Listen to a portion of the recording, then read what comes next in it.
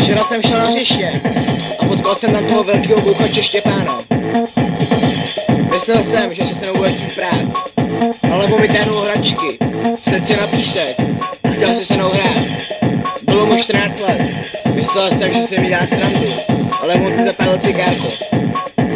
Vzal z hračky, vytáhnul marihuanu a zeptal se mě, dáš si? Ne, já tohle svinstvo nechci tohnout. A on řekl, tak ne.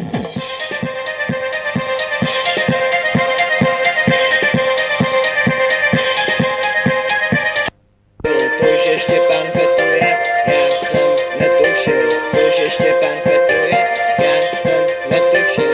To, že Štěpán fetuje.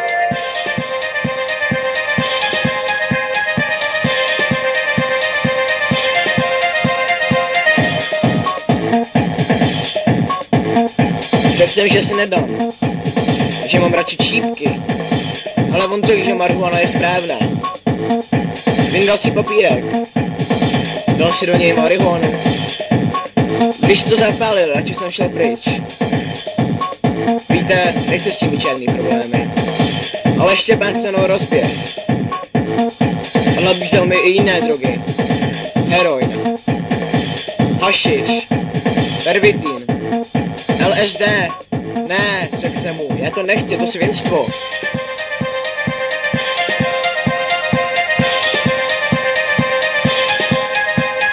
Já jsem netušil, to, že Štěpán fetuje. Já jsem netušil, to, že Štěpán fetuje. Já jsem netušil, to, že Štěpán fetuje. A on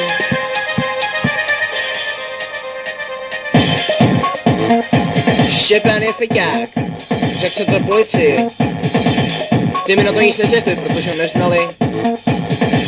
Jenomže Štěpán byl druhý den ve škole s kufříkem plný drog. Řekl jsem mu, ať okamžitě vypadne, nebo to řekl učiteli. Jenomže ho mě nevnímal. Nejspíš byl už hodně svetovaný.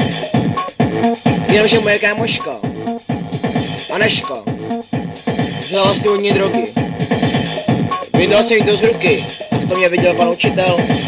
Myslel si, že jsi šlehal. A tak mi vzal žákovskou knížku a napsal tam.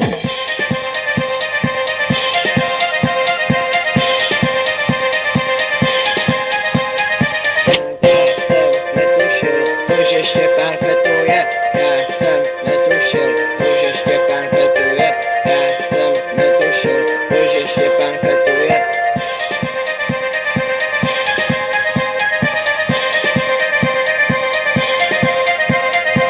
Dostal jsem poznámku.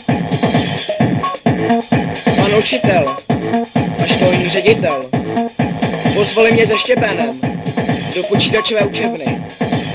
Zapnuli počítač a řekli, dvakrát klikněte na drogy. Udělali jsme to a byla tam rubrika šlehání. Bylo mi z toho špatně, ale Štěpánovi ne. Štěpán je divnej.